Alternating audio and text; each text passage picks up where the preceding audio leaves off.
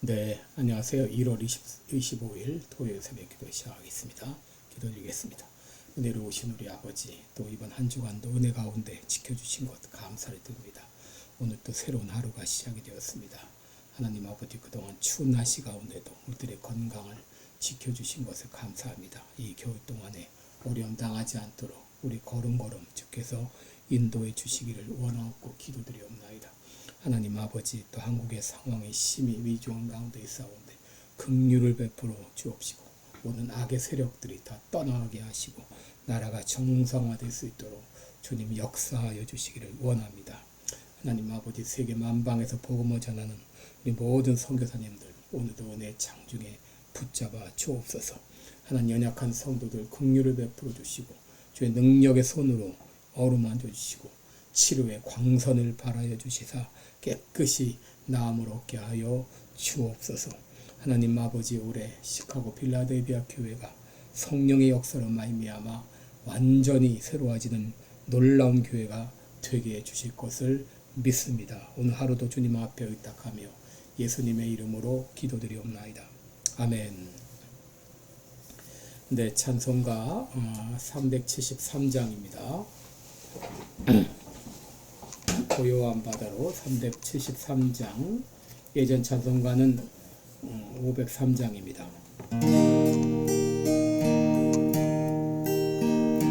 고요한 바다로 저 천국 향할 때 주에게 승부 주시니 참 감사합니다.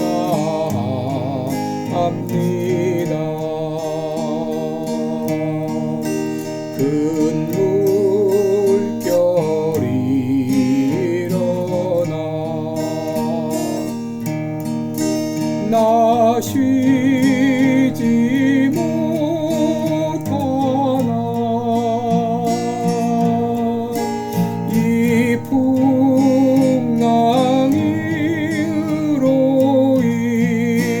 인하여 더 빨리 갑니다. 내 걱정 근심을 쉬옵게 하시고 내 주여 어두운 영혼을 곧 밝게 하소서.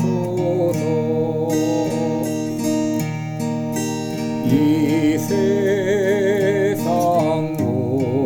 오락가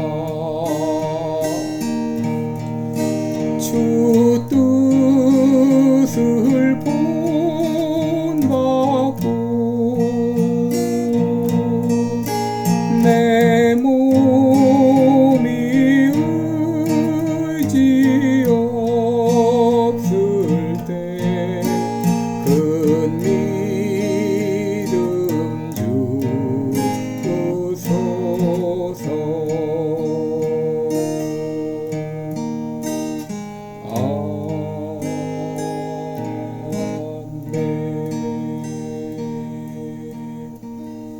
아멘. 네, 우리 오늘은 창세기 21장 8절부터 보겠습니다. 21장 8절부터 21절까지 제가 봉독해 드립니다. 21장 8절부터 21절입니다. 아이가 자라매 저주되고 이삭의 저주던 날에 아브라함이 대연을 배설하였더라. 사라가 본즉 아브라함의 아들 애굽 여인 하갈의 소생이 이삭을 희롱하는지라. 그가 아브라함에게 이르되 이 여종과 그 아들을 내어 쫓으라. 이 종의 아들은 내 아들 이삭과 함께 기업을 얻지 못하리라 하매 아브라함이 그 아들을 위하여 그 일이 깊이 근심이 되었더니 하나님이 아브라함에게 이르시되 내 아이나 내 여종을 위하여 근심치 말고 사라가 내게 이른 말을 다 들으라. 이삭에게서 나라는 자라야 넷이라 칭할 것임이니라. 그러나 여종의 아들도 넷이니 내가 그로 한 민족을 이루게 하리라 하신지라. 아브라함이 아침에 일찍 일어나 떡과 물 한 가죽 부대를 취하여 하갈의 어깨에 메어주고 그 자식을 이끌고 가게 하매 하갈이 나가서 보엘세바 들에서 방황하더니 가죽 부대에 물이 다한지라. 그 자식을 떨기나무 아래 두며 가로되 자식의 죽는 것을 참아 보지 못하겠다 하고 살 한바탕쯤 가서 마주 앉아 바라보며 방성되고 가니 하나님이 그 아이의 소리를 들으심으로 하나님의 사자가 하늘에서부터 하갈을 불러 가라사대 하갈아 무슨 일이냐 두려워 말라. 하나님이 저기 있는 아이의 소리를 들으셨나니 일어나 아이를 일으켜 내 손으로 붙들라. 그로 큰 민족을 이루게 하리라 하시니라. 하나님이 하갈의 눈을 밝히심에 샘물을 보고 가서 가죽 부대에 물을 채우다가 그 아이에게 마시었더라. 하나님이 그 아이와 함께 계심에 그가 장성하여 광야에 거하며 활 쏘는 자가 되었더니 그가 바람 광야에 거할 때에 그 어미가 그를 위하여 애굽 땅 여인을 취하여 아내를 삼게 하였더라. 아멘.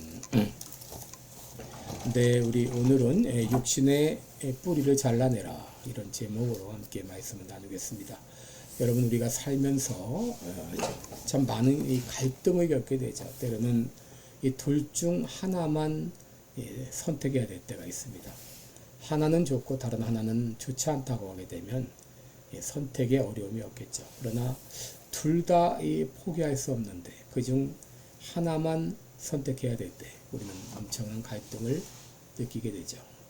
오늘 본문의 아브라함이 그랬습니다. 아브라함은 하나님의 은혜로 사라를 통해 아들 이삭을 얻게 되었습니다. 너무 기뻐서 이름을 이삭이라고 지었습니다. 아마 아브라함은 좋아서 이삭에게 입맞추고 또 덩실덩실 춤을 추었을 것입니다.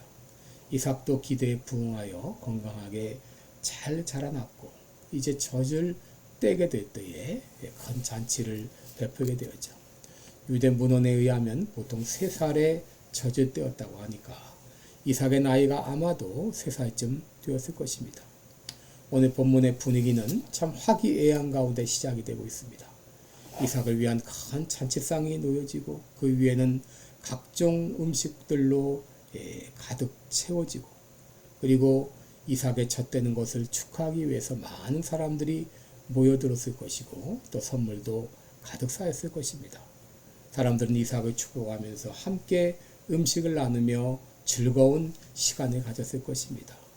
사람들은 이삭을 향해서 그 녀석 잘생겼네, 그 녀석 장군감이네 이런 덕담들이 오고 가며 웃음소리가 밖에 들릴 정도로 이런 기쁨이 가득했던 자리였을 것입니다. 그런데 여러분 갑자기 배경이 바뀌죠. 아마도 어른들의 대화에 지루함을 느낀 이삭이 사람들 몰래 밖으로 빠져나왔는지 모릅니다.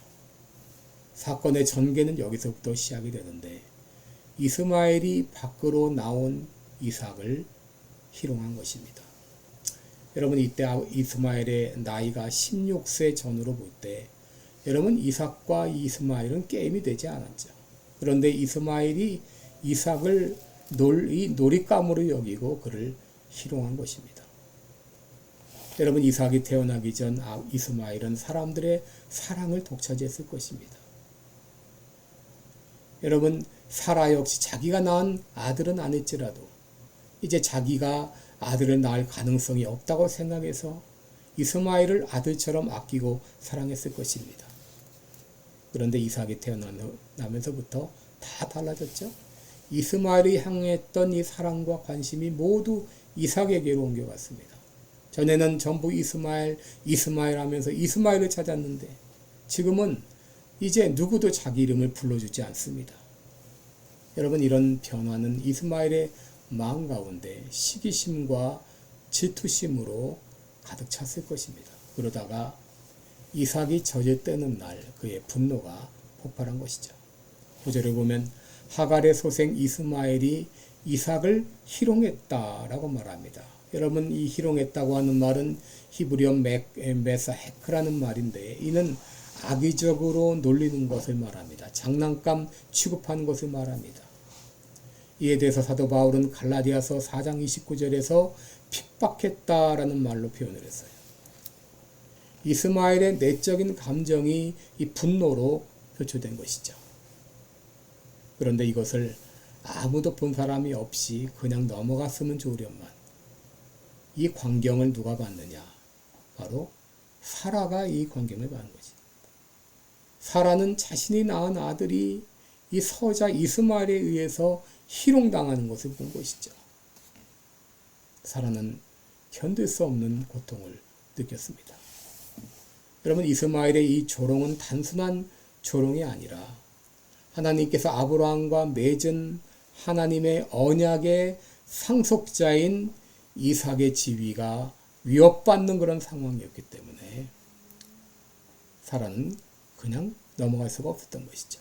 그러기에 곧장 아브라함에게 달려가 말합니다. 이 여종과 아들을 내어 쫓으세요. 이 종의 아들은 내 아들 이삭과 함께 기업을 얻을 수 없습니다. 여러분, 이 말을 들었을 때 아브라함은 견딜 수 없는 고통을 느꼈을 거예요. 물론 이삭도 아들이지만 이스마엘도 아들입니다. 그런데 어떻게 그런데요 쫓을 수가 있습니까? 깊이 근심이 되었다 그랬어요. 근데 그때 하나님께서 아브라함에게 말씀하십니다. 사라가 내게 이런 말을 다 들으라. 결국 하갈과 이스마엘은 광야로 내어 쫓기는 신세가 되었습니다. 그렇다면 오늘 이 사건이 우리에게 주는 교훈이 무엇입니까? 두 가지를 생각해 보겠습니다. 첫째로 죄의 씨앗은 반드시 죄의 열매를 거둔다고 하는 것입니다. 갈라디아서 6장 7절에 하나님은 만홀히 여김을 받지 아니하시나니 사람이 무엇으로 심든지 그대로 거두리라. 여러분, 간혹 대놓고 죄를 지으면서 하나님이 있다면 나를 처벌해 보시지 이렇게 막말을 하는 사람이 있습니다. 어떤 분은 내가 어떤 죄를 지어도 하나님 용서하시니 죄를 마음껏 짓자 이런 사람도 있습니다. 그러나 여러분, 하나님은 결코 만홀히 여김을 받지 않으십니다. 오늘 아브라함의 비극이 어디서부터 비롯되었죠? 바로 아브라함의 외도에서 비롯된 것이죠. 하나님께서 아브라함에게 사라의 몸을 통해 아들을 주시겠다고 약속하셨는데, 그렇다면 아브라함은 하나님이 정하신 기간까지 기다려야 됐죠. 설사 사라가 그렇게 요청을 했다 하더라도 아브라함은 가장으로서 사라의 요청을 뿌리쳐야만 했습니다. 그런데 아브라함은 결국 사단의 유혹을 받아 육신의 씨를 심었고 결국 육신의 열매를 거두게 된 것입니다. 여러분, 이 여종과 아들을 내어 쫓으라 이런 사라의 앙칼진 목소리는 아브라함의 마음을 비수와 같이 찔렀을 것입니다. 아브라함은 그냥 넘어갔으면 했지만 하나님은 그 죄를 들춰내셨습니다. 여러분, 육신의 씨는 반드시 육신의 열매를 거두게 되어 있습니다. 여러분, 죄를 지은 사람은 반드시 그 죄의 대가를 치르게 되어 있어요. 그냥 넘어가지 않습니다. 하나님은 결코 만홀히 여김을 받지 않으십니다. 둘째로 믿음의 성장을 위해서는 욕심의 뿌리를 반드시 잘라내야 한다는 것입니다. 여러분, 과수원을 하는 농부들이 하는 것이 바로 가지치기입니다. 좋은 열매를 맺기 위해서, 반듯한 열매 나무가 되기 위해서 가지치기는 꼭 필요한 과정이죠. 왜 하나님께서 아브라함의 과거를 드러내셨습니까? 그 안에 있는 육신의 뿌리를 잘라내기 위함이었습니다. 아브라함이 믿음의 정상으로 우뚝 서기 위해서는 그 문제가 해결돼야 됐습니다. 바로 하갈과 이스마엘의 문제가 해결돼야만 앞으로 나아갈 수 있었어요. 갈라디아서 4장 22절 이하에 보면 아브라함에게 두 아들이 있으니 하나는 계집종에게서 다른 하나는 자유하는 여자에게서 약속으로 말미암았느니라 했습니다. 바로 이삭과 이스마엘의 사건을 영적으로 해석을 하고 있습니다. 이스마엘은 육신을 따라 난 아들이었고 이삭은 약속을 따라 난 아들이었습니다. 달리 말하면 이삭은 성령을 따라 살아가는 사람을 말하고 이스마엘은 육신을 쫓아 살아가는 사람의 대표라고 말할 수 있어요. 여러분, 아브라함의 삶은 마치 우리 신앙의 이 과정과도 같아요. 처음에 아브라함은 하갈을 취해서 이스마엘을 낳았죠. 여러분, 이것은 육체를 따라 살아가는 사람의 모습입니다. 육체를 따라 살아가는 사람은 인간적인 노력으로 의를 이루려고 하고 좀처럼 유혹을 떨쳐버리지 못하고 정욕을 따라 살아갑니다. 좀처럼 사단의 유혹에서 벗어나지 못합니다. 여러분, 인간적인 노력으로는 우리가 도무지 거룩함에 이를 수가 없는 것입니다. 그러다가 하나님의 은혜로 이삭을 얻게 하셨죠. 이삭을 얻은 것이 하나님의 은혜인 것처럼 우리가 구원받은 건 역시 하나님의 은혜로 말미암았죠.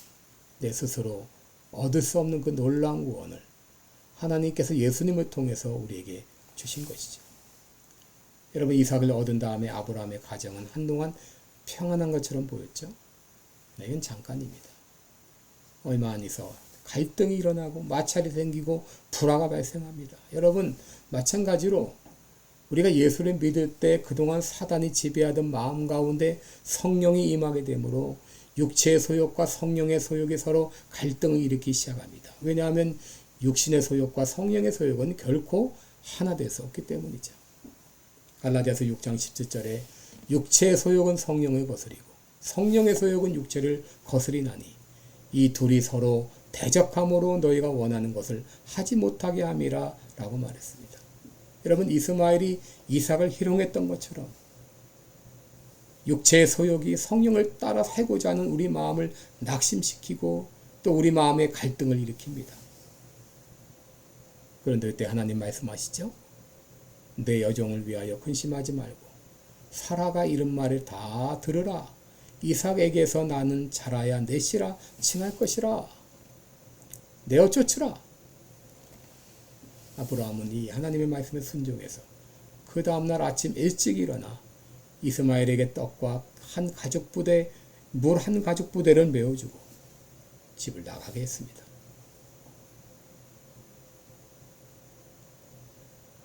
여러분, 우리가 거룩한 삶으로 나아가기 위해서는 하갈과 그 아들을 내어 쫓은 것과 마찬가지로 우리 안에 남아있는 이 육신의 소욕을 잘라버려야 됩니다. 그러지 않고는 믿음이 자라나지 못합니다. 내 안의 쓴뿌리들을 잘라내지 못하면 성령의 샘이 솟아오르지 못합니다. 그러므로 내 안에 육신의 잔재를 청산해야 됩니다. 부정적인 말을 제거하고 원망과 불평의 말을 제거하고 비난의 말을 제거하고 우리 마음 가운데 감사와 찬송의 삶이 넘쳐나려면 내 안에 남아있는 죄악의 이 쓴뿌리들을 잘라내야 됩니다. 우리가 올해 어떻게 살아갈까? 여러분, 더 거룩한 삶으로 나아가시기 바랍니다. 성령의 열매를 가득 맺는 한 해가 되시기 바랍니다. 이렇게 되려면 여러분 속에 남아있는 육신의 잔재를 잘라내야 됩니다. 육신의 습관을 내쫓아야 됩니다. 아브라함이 아침 일찍 하갈과 이스마엘을 쫓아냈듯이 우리 안에 남아있는 육신의 잔재를 내쫓아야 됩니다. 그래야 하나님이 기뻐하는 열매를 맺을 수가 있습니다. 하나님께서는 하갈과 그 아들을 내어 쫓으라 라고 하셨어요. 여러분, 그렇다면 내 안에 남아있는 하갈과 이스마엘은 무엇인가요? 내 안에 남아있는 육신의 뿌리를 말합니다. 죄악의 잔재를 말합니다. 못된 습관을 말합니다. 하나님은 이 모든 것들을 내어 쫓으라, 잘라내라 라고 말씀하십니다. 오늘 이렇게 기도하시기 바랍니다.